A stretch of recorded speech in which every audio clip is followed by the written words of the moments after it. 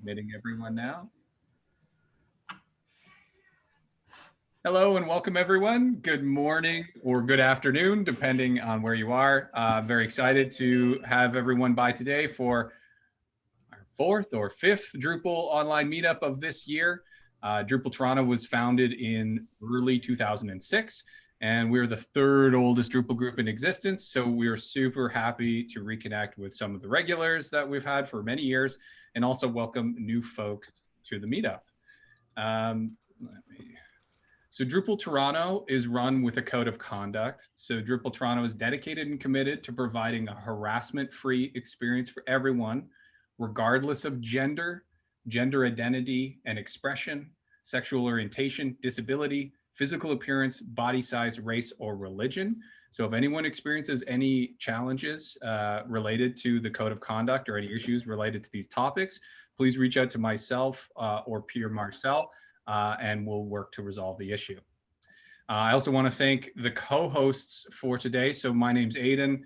I'm one of the organizers, and we have Victoria Campbell, Pierre Marcel, and Blake Robson helping out today. And I just want to do a big shout out to the co-organizers. This event wouldn't be possible without them. And so thank you very much for helping with participation and organization. We also run a survey at the end of every meetup. It's really helpful to the organizers and to the presenters to get feedback on what's working and what we can improve. So please do participate in the survey at the end. And we'll be sending out a recording of the session as well a few days later, and the slides. So if you miss any notes, don't worry about it. How the agenda works for today is we're doing quick welcomes and intros, and then we will do, I've got the meetup, they got the calendar wrong here. We're going to do a quick question and answer with everyone on that. So this schedule is wrong. We're going to do an icebreaker with the group and then get into the sessions afterwards. Sessions should start at like 10 after, 15 after, something like that, run until 1 o'clock. At 1 o'clock, we have a completely optional sort of hangout afterwards. If you want to ask any more questions or connect with folks in the group, we kind of go into Zoom in Brady Bunch mode on the grid view and just chat a little bit. So at this part of the session, we usually do jobs or announcements. So at this point, I'd like to invite anyone who wants to pitch a job or role to go ahead and unmute and just let us know about it.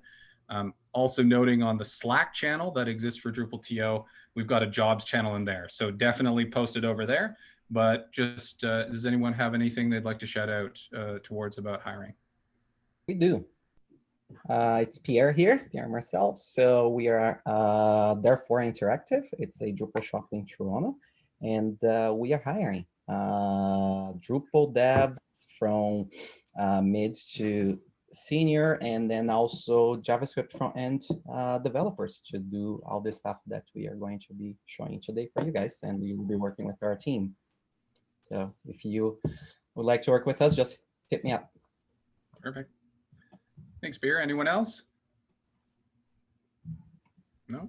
Okay. Hello. Yes. Sorry. Oh, yes. Nick, go for it. Hello. My name is Nick. I'm a senior developer at the Ontario Digital Service. Though we are hoping to hire some backend and full stack developers, along with QA people and a solutions architect that is aware of Drupal. Well, aware, you know, is comfortable with Drupal. We have big ideas for how the new direction of Ontario.ca. The jobs aren't listed yet, but they will be listed next week. So I just wanted to give people a little bit of information about that. And I think we hope to have them filled by February. So they're going to come out very soon, and we're going to move on them very soon as well. What I'll post in the chat is just the page from Ontario.ca where you could sign up for job alerts. And yeah, I hope to have some people from here apply for them. Thanks. Awesome. And then Nick, when that comes out too, also be sure to post it on the Slack channel under the jobs, on the DrupalTO Slack under the jobs channel. Will do. Anyone else? Okay, perfect. So no big announcements this session. DrupalCon Europe is just wrapping up. So I saw on Twitter there's some really cool slides that participants were posting of saying, "Hey, here's my slides and recordings." But thus far, I haven't seen like a big upload of all those videos to YouTube. But I would expect it's going to probably be coming soonish. Unless it's following the DrupalCon global sort of method where they like held those recordings back for, I guess, 2 or 3 months for, you know, for the participants who paid, and then they come out later. Does anyone happen to know whether that's going to be repeated or not? Not sure. Okay. I understand anyway. that's actually the case. Yeah. Yeah, so they're going to hold it back and then wait a little bit. So check out Twitter, because I saw other people putting up their slides and stuff like right after their sessions. So there was some really interesting looking conversations sort of happening and really cool sessions. So keep an eye out for those. All right, so let's go into breakouts. So what we do is we break off into groups of 4 or 5 people. So what's going to happen is a box will open up in Zoom and it says it's going to invite you to a breakout room. And so just hit the join room button, and then we're going to go around in turns and take turns introducing ourselves to the group. Don't leave the room early, and just sort of wait for the timer to end. And it's important to note this isn't recorded. It's just sort of getting to know the group a little bit better. And so when we go through this, please just introduce yourself and say what your name is and what company or project you're working on. And then we kind of got an icebreaker question just to get things going. So you know, for today, we're going to say to the group, what's the nerdiest show or movie that you'd recommend to the group to check out this holiday season? And so for me, so I'll just give you an example. So my name's Aiden. My company is Foster Interactive. We're a UX focused Drupal shop based in Toronto. We do a lot of higher ed work and B2B sort of sector work. And as to shows, if you have not already checked it out, The Queen's Gambit, which is sort of a fictionalized version of the Bobby Fischer story, but wrapped in a way cooler container, basically, with the main actress is amazing in it. And it's just like makes me want to play chess. It's so awesome. So I definitely recommend checking it out if you haven't. That one's on Netflix. Okay, perfect. Blake, if you can open up the rooms, and then everyone just go around in turns introducing themselves.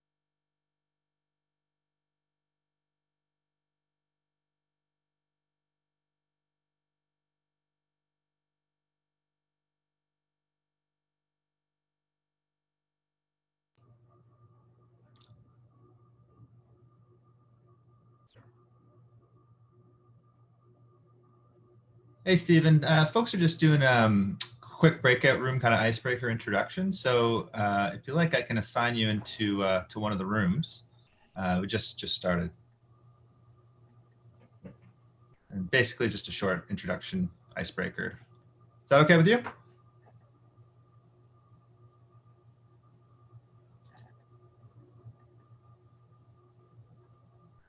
All right, I'm going to assign you into a room.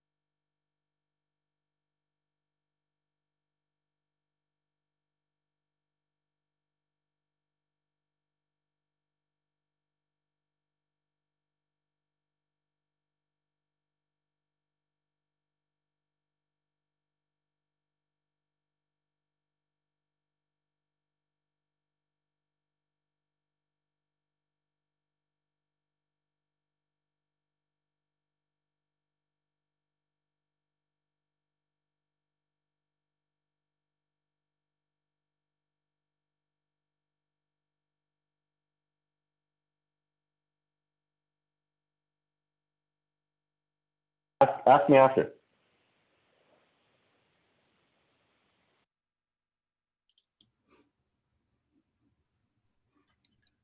Hello. All right. Welcome back, everyone. Like magic, we got transported into a room, talk to people. Perfect. Well, thank you, everyone. I hope you had a chance to get to know each other a little bit. And without further ado, we're going to move on to the main presentation today, building enterprise Drupal CMSs powered by GraphQL for decoupled sites with Pierre Marcel, Sean Homer, and Arsene I'm hard time on the last name there. Yunso. Trying my best. All right, I'm going to pass it over to you, Pierre. Why don't you snag the screen? And I'm very excited to learn all about this. Okay, awesome. So let me click the button here, share. Here you go. You guys can see my screen? Yes. Yes. Let me just all your faces in here. A big here. There you go. Okay, awesome. Thank you everyone for joining. Quite a few people, so it's exciting. So it's a big mouthful, the title of this. And I decided to put the word enterprise because that's how I feel Drupal is. It's freaking awesome CMS, and it is for enterprise, and is doing lots of a great thing, and it's free. Free as in beer, but free. So building enterprise Drupal powered by GraphQL for decoupled sites. So in this presentation, what are we going to be focusing, even though Homer is going to be showing some of the Gatsby stuff in there, so you guys have a better understanding how the two are connected. But we will be focusing more on the Drupal side as a Drupal developer, because I believe that from now on, a lot of us is going to start getting hired to build the CMS part and leave the front end to other people. So because we are Drupal specialists after all. Okay, so we'll introduce the team in here. Go for Homer. Thanks, Pierre. Sean Homer. I go by Homer personally. Front-end development lead here at Therefore, and yeah, helping the team, actualize some of these decoupled approaches and Jamstack and Gatsby and all that fun stuff, and working closely with Arsen and Pierre to make it a reality. Awesome. Thank you, Homer. Arsen, go ahead. Hello, everyone. My name is Arsen. I'm working in Therefore with these cool guys, and my role is Drupal backend developer, and mostly I focusing on connecting the APIs, preparing the CDCIs, DevOps parts, and Drupal backend development, custom solutions. So here it is. Thank you. Awesome. Thank you, Arsen. Arsen is an awesome developer, and he lives in Kiev, Ukraine, where we have our office in there. So it's evening for him. Thanks for joining. Okay, so Pierre Marcel, some of you guys know me. I am a big fan of Drupal. So been doing Drupal for quite a while. According to my Drupal.org account, it's just over 14 years. I'm still in love with it. Right now, my role at Therefore, I'm a Drupal technical architect. Basically, I figured out architecture and all stuff. As I'm getting old, I can't compete with the young guys anymore. So I guess they're pushing me to start, figuring out other stuff.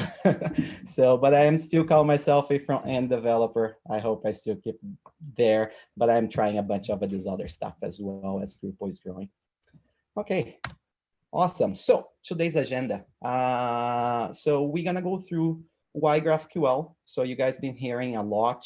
It's picking up a lot of steam outside Drupal. A lot of people are using. It's awesome. It's not so new in Drupal. There are some companies such as 4Kitchen, Media Current, Amaze Labs. They're doing amazing work with it for the past, 3 years or more. And it's getting better and better. And we've been using. And we started to use because for solving some problems from the JSON API. But anyways, and then we're going to be talking about setting up Drupal. Then we're going to do a Drupal live demo. Hopefully we don't burn and crash. And then we're going to do a GraphQL live data query demo. So that's even more scary because you know what happened live. And then we have some resources. We have this deck for you guys. There's some links in there. So we put it in there. And then we will open for Q&A. So you guys can ask anything from all the way the back end from Drupal to, Gatsby and front end or anything else. Thank you. Okay, I'll pass to you, Homer. So with GraphQL, we're not going to dive too deep into what it is per se, but the one-liner is it's a query language for your APIs. And we we're into Drupal. We've been using JSON API because that became part of core and was a very good tool and was very helpful for some of these initial decoupled headless sites that we're working with, things like Gatsby. So being able to get that out of Drupal and then serve it as content on, um, the front end for users. But we started to have some issues when it came to multilingual specifically, and I believe the debate for JSON API multilingual is still up in the air for years. So we needed to start having solutions around this. We got lucky with some projects where they were purposely not multilingual. There was no need for it. But as with Drupal, multilingual is a big part of it. And most of us doing Drupal work, that's a key thing that we have to think about. So GraphQL had been maturing, and we're at a point to say, okay, now let's start to consider this. And some of the reasons why we think it's going to be more effective and why it will become more prominent as things go on. So the 5 points up on the screen here: fetching multiple resources. You know, uh, Traditional APIs, you kind of have to build things and then get things from different sources. And maybe if you had 3 APIs, you'd have getting different information from different APIs different ways. And the front end would have to know all these different APIs and know how to connect to all these things, have all the right tokens, credentials, all these crazy things. Versus the point of GraphQL is to say, this is a layer. I can bring all of these things together in a very easy query language. And now the front end can just keep querying whatever it needs. So much that if you think of a traditional Drupal node where you have specific fields set in Drupal, if we now integrate to some kind of API and we want to say, when the front end queries this node, we want some data from an API to go along with that node data. You can make those associations within Drupal. And then to the front end, it's just another set of parameters that it pulls as part of the node coming from Drupal. So that's one of the great advantages that we see in moving forward with GraphQL as a tool. Velocity of development. So in planning a project, with the data architecture, we try our best to really think through all the needs. And now knowing that we have, decoupled or headless front ends, is the components that we build on the front end have to know what the data is coming from Drupal so that we can know how we architect the nodes, the paragraphs, and such, so that everything will synergize and work very well together. So in terms of doing some planning and getting those, mappings of the variables and values up front, when it comes to the actual development, you're creating very specific things: taxonomies, nodes, content types, the paragraphs, and you kind of know the structure already. So it's not heavy lifting on the Drupal side because it's a lot more site building, and then any of the integrations are doing on top of that. But you don't have any of the front end work to deal with on Drupal because that's handled somewhere else potentially. Or, even if it is still decoupled within Drupal, there's another team that could be focused on that. And, the actual setup of getting all this data ready is a very clean thing that can just be done very efficiently, we find. GraphQL query UI. So within Drupal GraphQL module, and then the front end on Gatsby, I'll show you, and other tools like Apollo. GraphQL is a schema first API, essentially. So instead of REST APIs and things where you have to build a schema and kind of have that living alongside it, and you have to reference it, GraphQL is the schema. So by looking through the data in GraphQL, you know the schema, you know what's available, you know what's changed. And in customizing the schema itself, you can also flag things for deprecation so that, over time, the front ends can adapt and realize that things are going to be taken away from them and they have to revise their queries against the data coming from Drupal. And that leads into the no version APIs, is that it's kind of just a living thing that evolves, and it's no longer, oh, I only have this version API and then I have to switch to this version. It's like you can actually transition over. And that's something like the deprecation that allows you to take your time and migrate instead of just hard, you can only use this version or only that version with some more traditional REST APIs. And then the concept of payload size. So you can be very, very explicit with what you want from Drupal. The JSON API, it's a valuable tool, but you get everything. You kind of just, it's spiders and you have to really dig through things just to get where you want. It's not really something you can query. you have to get everything first and then sort through it. Whereas with GraphQL, I say, I want this specific piece, I want these specific filters. It's all you're getting from the back end. You're not getting a heavy payload. So that's some of the main benefits we have for that. If you go to the next slide, please, Pierre. And so this diagram is to wrap your head around, this multifaceted approach to what GraphQL does. As I said before, if you take away all these GraphQL points, if you had a CMS and like 2 different REST services, the front end would need to know, again, how to connect to each of those services, make sure it can successfully connect to each, make sure it knows how to talk back and forth to each. And by putting GraphQL in front of that and within Drupal, you can take different GraphQL servers, different REST servers, and as many other API services as you need to come into the single GraphQL API that's served to the website, the front end that you want to pull from in Drupal. And that saves a lot of complexity. The front end code is getting complex enough as it is. Anyone who's working front end these days, my God, it's intense. So, not having to worry about managing too many APIs and too many integration points, it helps keep the solution, more straightforward. And there's still ways to build in resiliency and redundancy with this approach too. It's not like, oh, but by having them as different APIs, if one goes down, I still have access to the other ones.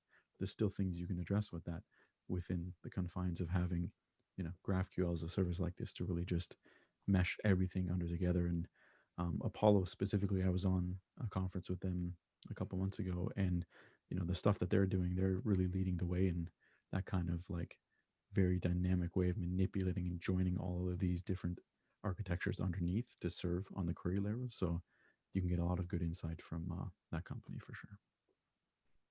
Awesome. Thank you very much, Homer. Here, I'll get to here. Okay, so decouple versus headless Drupal. I don't know if you guys know the difference, but I just want to touch a little bit. It's very settled. So we have the monolithic CMS, which is basically we built the Drupal back-end functionality, content management, and everything, and then we attach the front end to that. So when it comes time to update, sometimes the client loves the back end, but the front end needs some refresh and stuff, and then you have to touch the whole thing. When it comes to decouple and headless, it's very settled, the difference, and the decoupled can become a headless at any point. And the difference is this: decoupled is a site that is a CMS that we build with the intention of pushing to a front end that is not attached to that CMS, right? So it's some JavaScript and that kind of stuff. So we take a lot of assumptions sometimes in there in terms of a layout. So for example, we will build a content type that kind of matches the layout that the design did. So even though it's kind of not really attached, but we are kind of connecting content. Okay, and then at any point, that particular decoupled CMS can become a headless because it can start powering other stuff as well, such as a Apple Watch, Alexa, and that kind of stuff, right? It goes on and on and on. So and then comes headless CMS. So headless CMS is basically built from beginning that we know that we're gonna have lots of data that's gonna go everywhere. So knowing the difference and really kind of discussing and putting that up front will kind of cut a lot of troubles that we will have later on in discussing with the clients and all that. So knowing this difference is really good. Okay. Jamstack. So why Jamstack? So I'm not going to be much on this because I think this is not the presentation to why Jamstack, but I just like to put in here, right? So the reason why a lot of people are building decoupled sites is because, it's faster. It's 3 million times faster. Not that much, but guys got it. It's more secure depending how much you open for other services. But if it's a static site, you can't beat that, right? High scale and so on. So am I afraid that am I losing my job even like as a front-end developer? I don't think so. I think we as Drupal developer have to adapt, and we have this powerful CMS on our hands that we can do so much things. So even if this would take over, all of you guys are super skilled to basically build a kick-ass CMS experience to the editors and all that, and that's where we really hire. But I don't think we are going anywhere with like not doing the traditional Drupal either. I think we always stay here because there is a use for it. And I don't think this is a use for Decoupled is not for everyone or for everything. You get a university with lots of editors and stuff. This, unless they really need the speed and security, this is not the thing. Okay. Okay. Setting up Drupal. So setting up Drupal not only for feeding bots via an API, but also for a great content creation experience. So now that we don't have to worry about the front end, IE bugs are gone. Leave to the JS guys, browser, Safari, we don't care anymore. So when you guys are getting a decoupled site and they bring you as the CMS specialist, always kind of put an extra budget. Some companies, they do give us budget to put a love in the back end. That's what I like to call, which basically, making the forms pretty, make sure that we have a proper documentation and help text and all that stuff for editors. Because even with the Drupal monolithic way, it's already really complex. If you don't have a Gutenberg sort of a WYSIWYG tool, it's really hard. You guys know, right? So to fill up a form and imagine what it will look like. So that's why I wanted to talk in here, for us to be more aware of that and create a better experience to the editor. And just to add to that, Pierre, I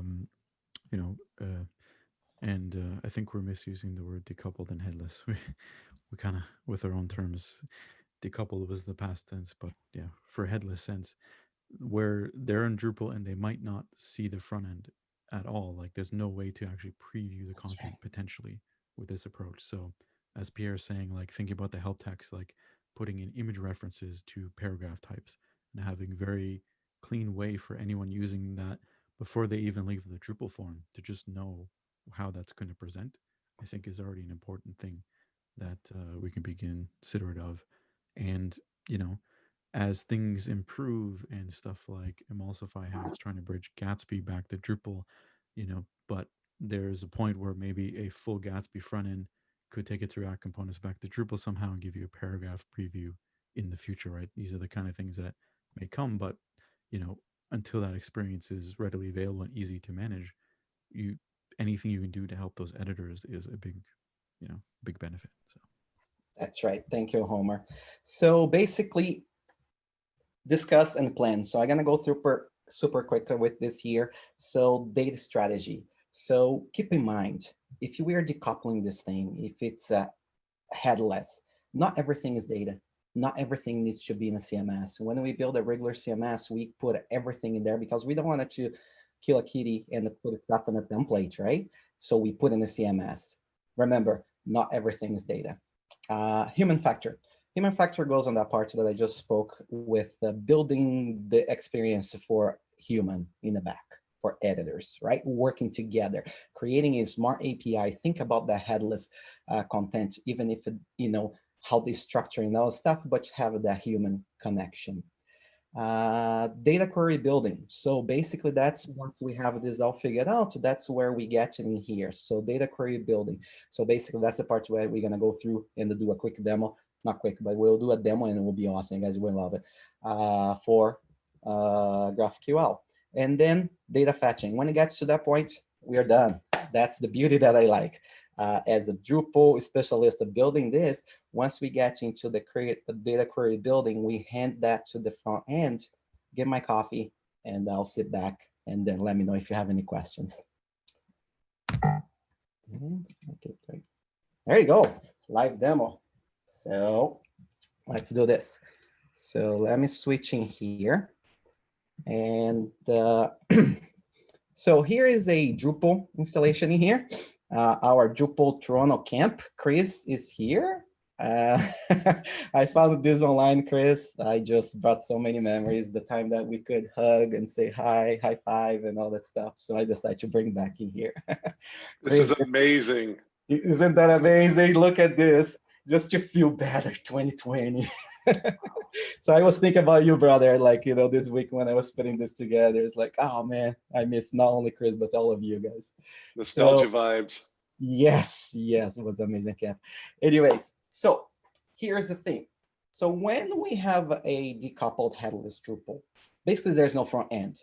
So we got to be careful to not show front end stuff, right? So what you're seeing here, okay, is a Drupal 9 installation, and this setup works exactly the same for Drupal 8, okay? So if you guys haven't tried Drupal 9, it's exactly the same. You can see this is a Claro theme, which is available in Drupal 8. As you can see, not a lot of stuff installed in here, just really awesome stuff, right? So as you can see, we can create this and have this with very few modules installed in here. Basically, like I said, few paragraphs, few core modules. Then we have the big module here, which is GraphQL that's doing our job. So when you're building, like I said, the human factor, right?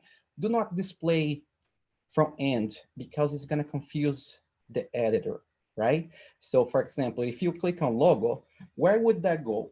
You would go to the front page of the site. There is no more front page of the site, right?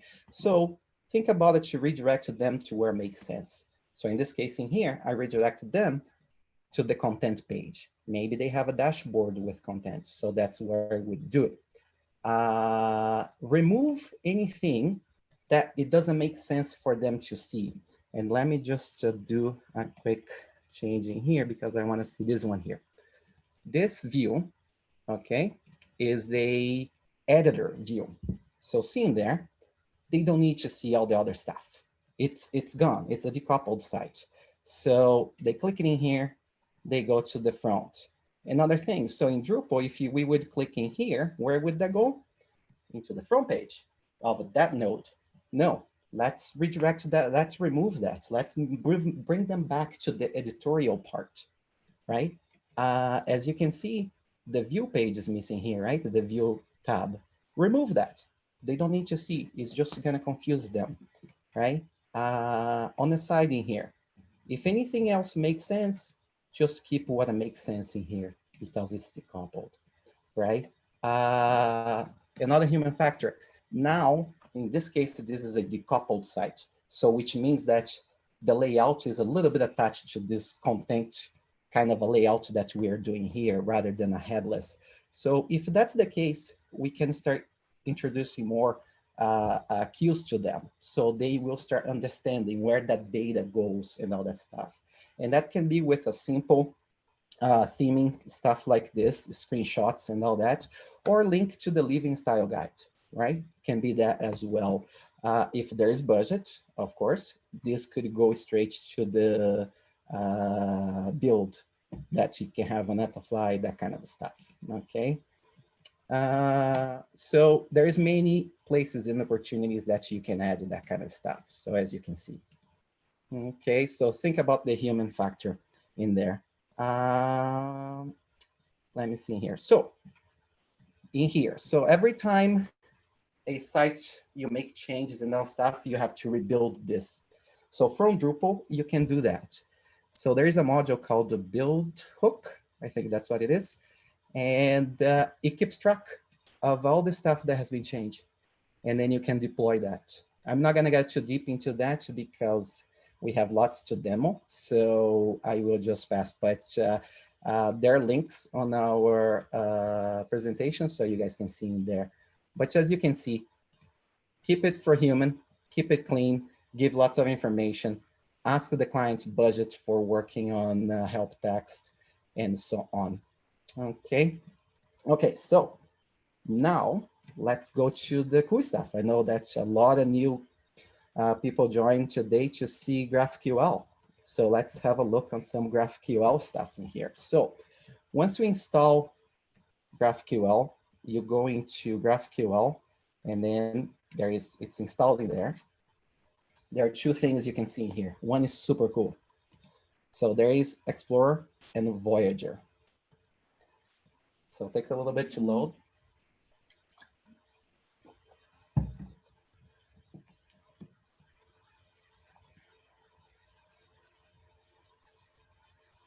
What Voyager does basically looks into everything that this site has.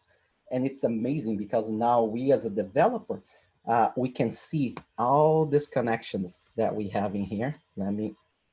It's here, see there? And that's what you get. It starts showing you the whole site, all the connections, what is connected, all the model, data modeling, and everything all in Drupal. So here's the chance that we have even to make the data modeling even better, the structure better as well, right? So as you can see, let me go zoom in here. And then there you go. So this is a tool that GraphQL provides for us to start understanding the structure, right? So if you're a backend dev, this you feel very familiar with it and everything. So you can kind of go around and stuff. Arson, he uses this a lot, like it blows my mind, right? He's like, oh yeah, no, I need this, and he keeps going and everything. So this is Voyager, okay? Let's go back in there and let's go to GraphQL schema. And let's go into the GraphQL, which is this tool that is really amazing. Basically, you can build queries in here, and then that's the queries that you're gonna handle to your front-end devs. And that's the part that once we are done in here, our job is done, we go have a coffee and then wait for questions. So why is this our job? Because we are the one who built the structure in here, right? So let me show you something here. So this is something that Arsen and I, we put together for this. So basically, it's a bunch of queries. It can be as simple as here, here.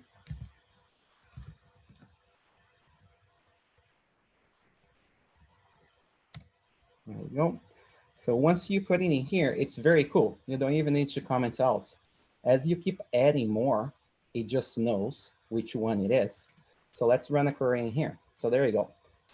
What I'm saying is, do a query for node query, give me the entities, give me the language ID, and the entity ID, label, and the bundle.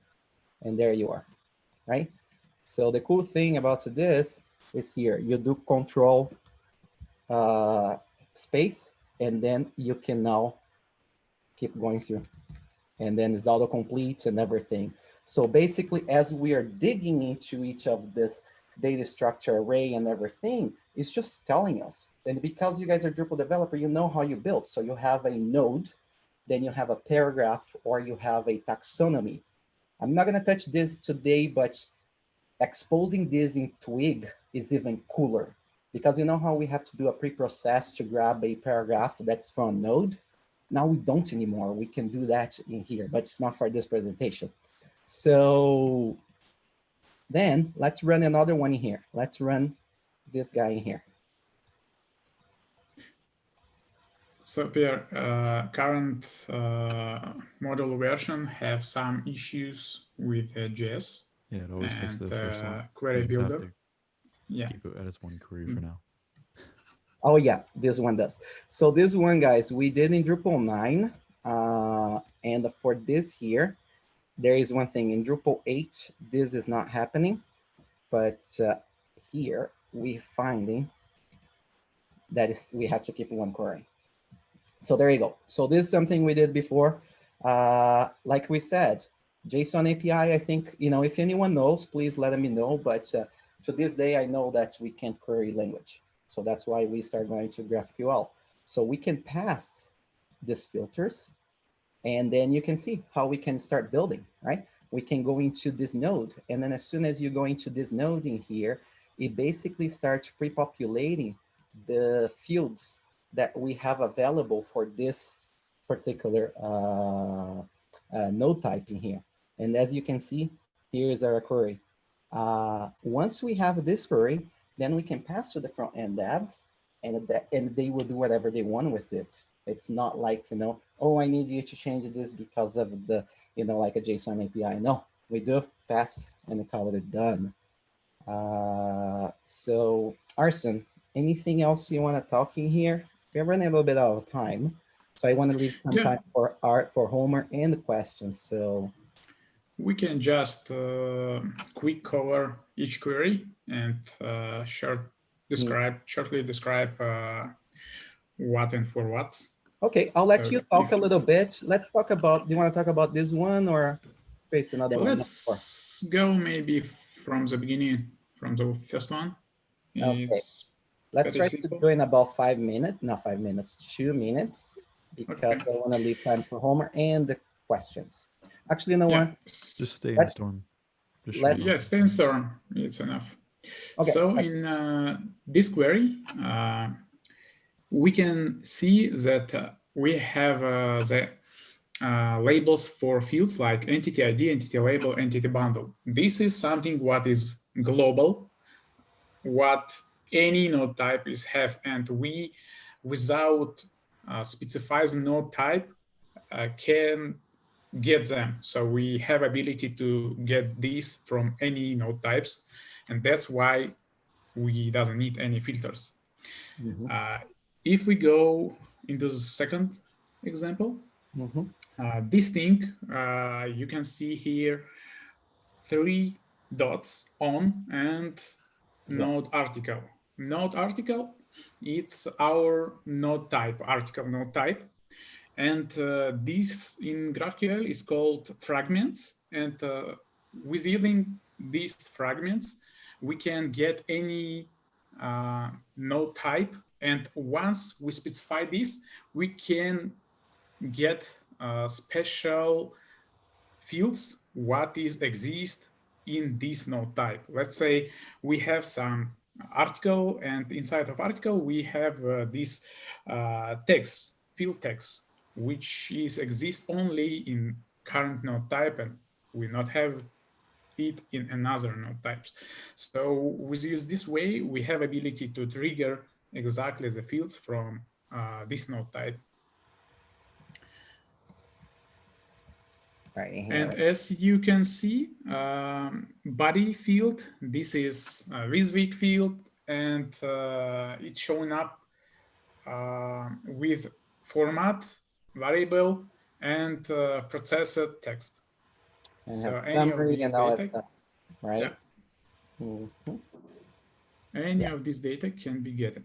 So and this is specific to that field that belongs to that specific node entity bundle, right, Arsen? Yeah, and make a note in right part in the result, you can see these 2 empty entities. Scroll up, please, Pierre. Here. Yes, right after entity, you can see these empty entities. Yeah. Sure, here. And we're getting this because we're not using any filters. And if we go to the next example, we can see once we start using filters, we can skip these empty entities because GraphQL going one by one to each entity, and for skip the empty one, we can run query with use filter. In here, we are saying to GraphQL, please let us nodes with entity type page and with language original or with translation language, the node which have French version. And this doesn't matter. This will be translation or original of node. And here we have this separation and filters with languages. So here we start using synonyms for combine entities for each language, and with use fragments, we can start drill down to the node. And after you can see CTA synonym, which is our components. And this is a Components, paragraph, this is right? our paragraph fields, yeah. And the paragraph, this is the same entity. So we need to use exactly the same way for drill down into the paragraph entity as we use for node. So we need to specify the paragraph type for get the fields from this paragraph. And as you can see, the global fields for paragraph available as the same them available to the node, like ID and entity label. Yeah. So there you go. So I think that's good, Arson.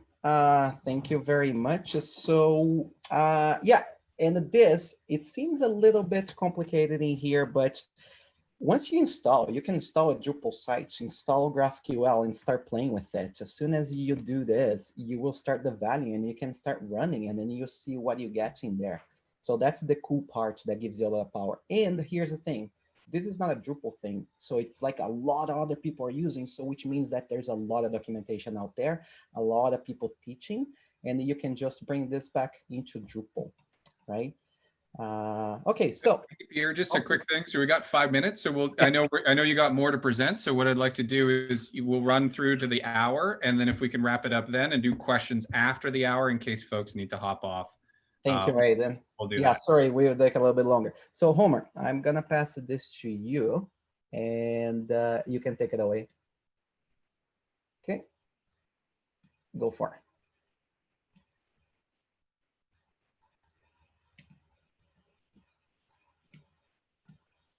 You're on mute, Homer.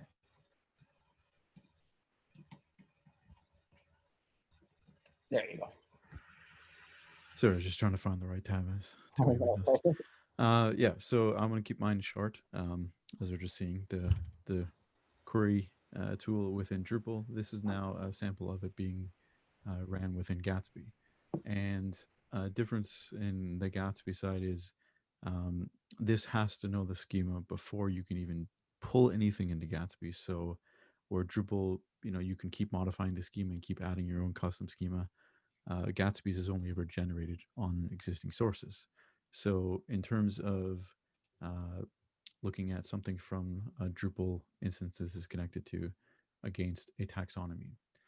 So when we work with the queries against the Drupal query view that we were just looking at, and it seems like the server is not responding.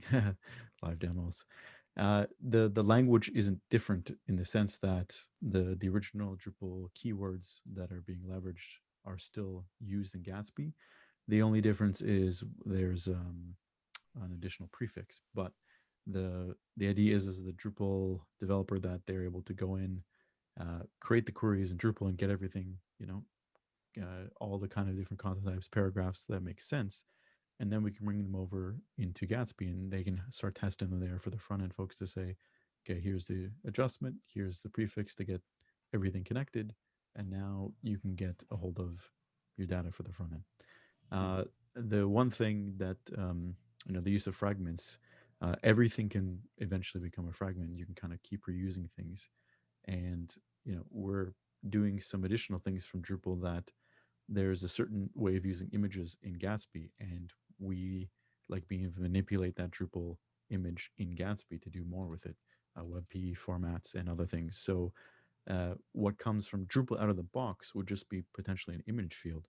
So with this, we're taking and saying, hey, when I get that image field from Drupal, turn it into this, and here's the parameters it should bring in for me, such that when I use the fragment here, it gives the Gatsby ready image and it's just ready for the front end to go. So that's some of the fun stuff we're doing with that.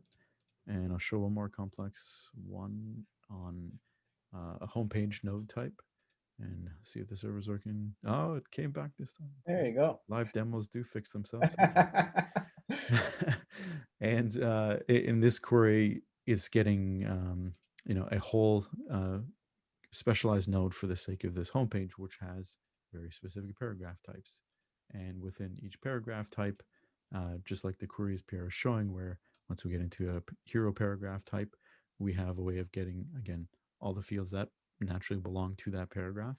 And anywhere you're seeing this, if you're new to GraphQL, this is your first time we're talking about the abbreviations up front, is you can override. So when Drupal uses the field name entity bundle, we're standardizing them for the sake of our component system as component type. And, so there's an easy way to change anything, same as hero. So the Drupal field is homepage hero, but we'd like to just use the label hero for when we get down to the component data model. And again, here we have a lot more fragments, but there are mainly just for the images, but technically anything can become a fragment. So as a Drupal, data expert, and you're playing with these concepts, you can start to really narrow down what these fragments are and, how to make things more consistent from Drupal side to Gatsby side or whatever source is consuming the GraphQL. And that's all. Awesome. Thank you very much, Homer. We Back left to you. you a little bit. Okay, so let me get in here and then share my screen again. Let me get to this smaller. There you go. And continue sharing. Desktop 2. Share. There you go. Okay, so thank you, Homer. Thank you, Arson. I guess we didn't burn, so that's good. And just so you guys can know, that's not real fire, is a controlled fire. If you guys remember the meme that they were watching for, it was a training for the thing. So it's the same as us. Okay, anyways, resources. So if you guys go on our presentation, we have the resources in there, tons of a great material. Just in here, you guys would be able to do a pretty good site ready for a dev, front-end devs to put together. Like I said, there are some really good Drupal shops doing really great stuff out there. So Amazing Labs are putting a lot of time in it. John Albin, as we all know, he works there and he's doing a lot of stuff in there. He actually created a GraphQL queries from Umamami to go into a JavaScript Umamami that someone built. Okay, so now time for QA. Thank you very much, guys. So thank you, everyone. I'm just going to do the quick wrap up, and then we'll jump into QA after. So thank you, everyone, for attending. I hope everyone has an amazing holiday and gets some time off and has a very happy new year. Just as an ask for everyone who's attending, it's really helpful if you participate in these surveys. So we got bit.ly/DTO-5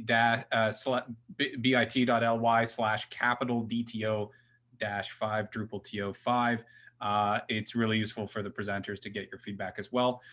Next year, we're going to be coming back in January. The date's still TBD, but the folks from Kalamuna we're figuring out the logistics, but they've got a great presentation on accessibility testing and inclusive design within website practices. So I'm very excited to see that. So thank you very much for your amazing presentation. If you have to hop off, we will keep the recording running for questions, and so you can check them out later. Otherwise, please stay online, and if you have any questions, just unmute and shout them out. Thank you so much, everyone. I have a quick question. Hi, this is Vahan. A quick question is about paragraphs, actually. I noticed that you're using paragraphs, and I wonder, have you considered actually using layout builder blocks, replacing paragraphs in Drupal 9?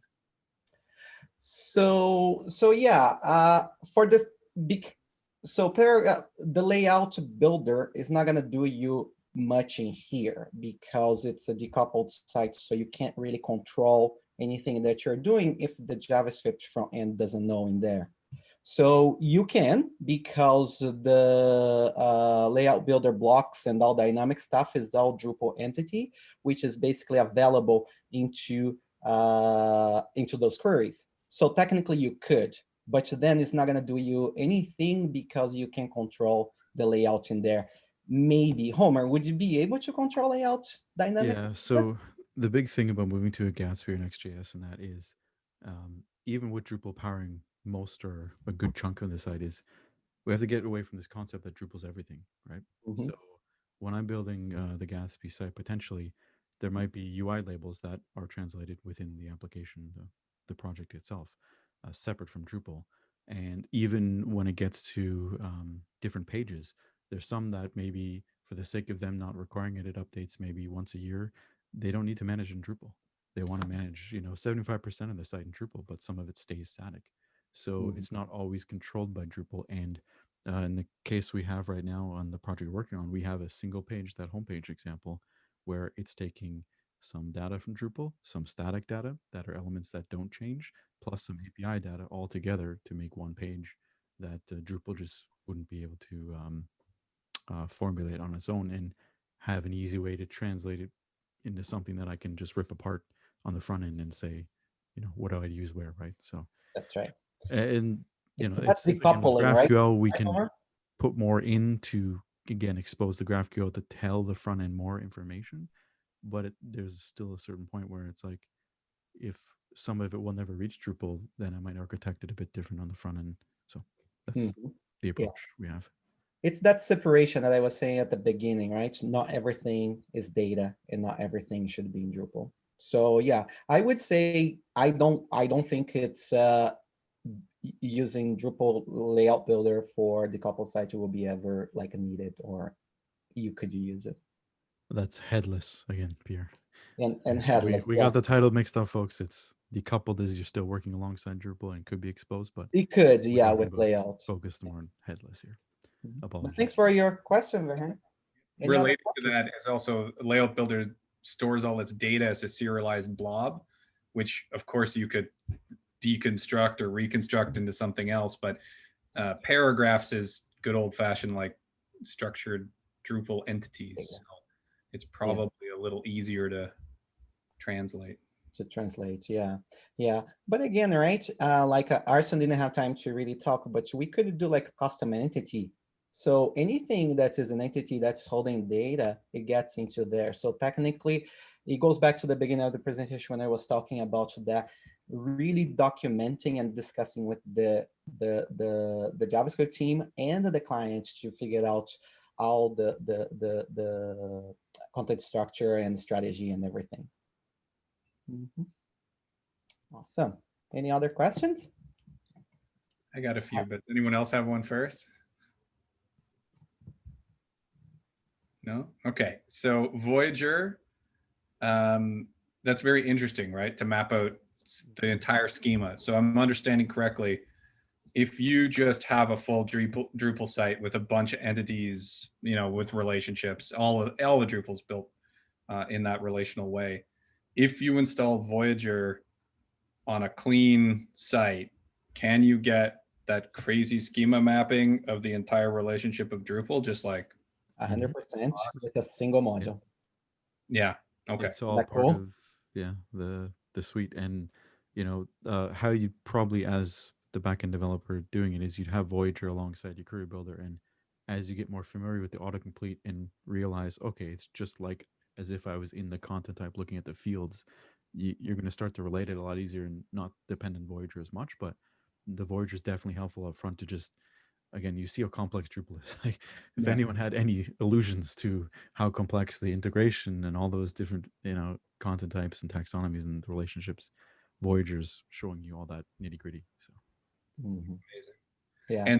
And then I saw the GraphQL query. So a long time ago, at least a year, we looked at GraphQL, not in the context of a decoupled website, but actually, as I know you guys at least used to do, that structure where we've got a pattern library, and like basically the Drupal template layer exists in this model where it translates Drupalisms to straight up variables that you use in your pattern library, which for us was Twig and Pattern Lab. We looked at the use of GraphQL in the Twig template for the monolithic site use case as an alternative way of having to know the million different things that is the unique and beautiful structures of Drupal.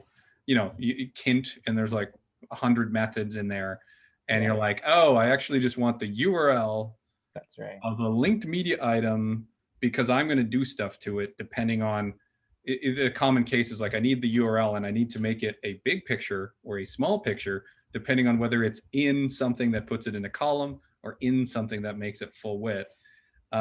Would you say it's feasible, practical, or advisable to consider basically shortcutting and replacing the Drupal, nested tree madness and replace it with GraphQL? 100%. I will add another word, is 110% safe. Because here's the thing, we don't replace, we just add an extra tool to our toolbox. So what are we gonna be doing now? As soon as we go for vacation, we are coming back, we are going to do that approach. So you don't need to switch and drop everything what you're doing in Drupal in there. What you can do, so for example, let's give an example. If we have a node, all the fields is within the node, it's super easy to grab that information within the twig, right? So, but now what we can do is we can install GraphQL module, we can install GraphQL twig module, and that will do the glue, okay? And then what we can do is, for example, let's say we have a page that has paragraph within a paragraph inside, and we want to grab that. Just for that part, Aidan, you use GraphQL in there. And we are going to be doing, and I would love to share stuff with you or anyone per se, like we are going forward with that. So yeah, we can share. And only one thing what I want to add. I'm sorry, yeah. Oh, just the question was like, and there's no performance hit because presumably it goes to the cache layer. Like, so render might be slower, but then it's going to get cached anyway. Correct. And we haven't done in the wild yet, so I can't say 100%, but I watched two presentations from Amazing Lab, and the question was there, and they said they haven't seen either because of the Drupal caching system, which is on top of that. So yeah. Caching system and plus caching for GraphQL queries. There is another caching in there as well, Aidan. So you can do caching for the GraphQL queries as well. Where is that? Sorry? Where is is it like out of the box cached, or do you there is so there is some out of the box, but also I've seen some constraint modules. In the documentation, I put a link, the bit.ly link in there. It goes to the Drupal filtered by GraphQL. There are like 2 pages of modules in there, and one of them I see that is GraphQL caching something, and there's caching for menu as well. So people are working on it and creating a constraint module. Awesome, thank you. Welcome. Any other question? I see John here. Oh my God, John, I haven't seen in a long time. You, John from Buffalo. Man, I haven't seen that guy for like 2-3 years. Oh. I have a question here. Yes. Can you briefly compare the differences between just straight core JSON API thing and the GraphQL module? Like what is advantages of using one or the other? And then also the contentful distro. I don't know if you guys dealt with that. I can go on a contentful and then I'll pass to Homer for the difference because he's the one consuming that. So he has a better. Contentful is doing a great job. But Drupal core is doing exactly the same thing. We have one side to the contentful that we built 3 years ago. And if I could go back and not, I would. Every single site that we built, not saying that is bad or anything, because those guys, they put so much work and respect them so much. I know quite a few of them. But I personally, and within our company, we don't see the need to use contentful. I think Drupal core is just doing, and it's easier to maintain. Okay. There's also that awesome blog post on from that recently came out comparing, it's a Lullabot blog post that does like a comparison in depth of Drupal versus Contentful and like which features one has that the other doesn't, and like it's a really good post. Oh, awesome! Nice. Let's share that. Yeah. So on the second point of that question, JSON API versus GraphQL on the consumption side.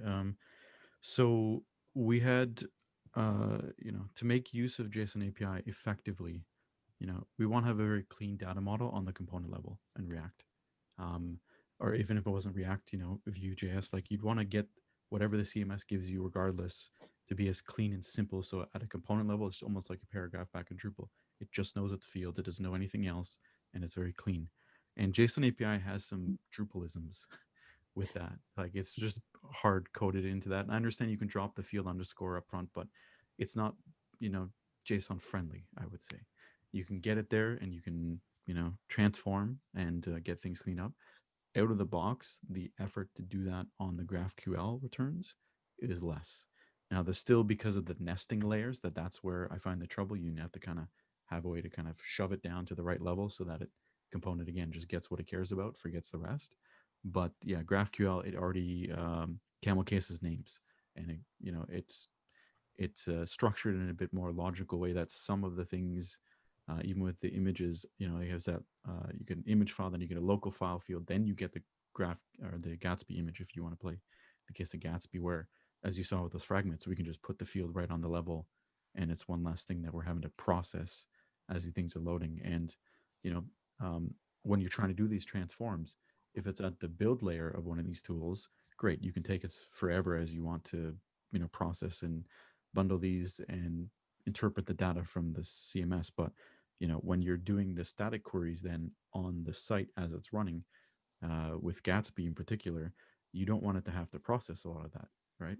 So yeah, GraphQL had just a bit cleaner data module up front that reduced the effort of cleaning up data for the components. That just made things, from our approach, just a little more straightforward, and it's just easier to read once you're, again, you go from straight from the Drupal, you see the query there, you go straight to the front end, you see the query, you just add the prefixes, and it kind of just works. And easy to build too. We went from a decoupled site to using JSON API. It wasn't bilingual, luckily. So, and then we hopped right into another one, decoupled. And Ars and I worked on the back end, and we got that done super quick. Passed the query. There was a lot of stuff that was new to us. We were learning, and we just learned, like within a sprint, we finished that thing, the parts that we need to learn, as to Homer, and we're done. Like we said, see you later. So, go have your coffee. But, thank you, everyone. We have a hard stop now, Pierre. We do. We have a meeting at 1:15. Thank you, everyone. Thank you. Thank you for the questions. Guys. Thank you, Good everyone. to see you guys. Stay safe. Hugs for everyone. Ciao. Bye. Thanks. Bye-bye. Thank you, everyone. Bye.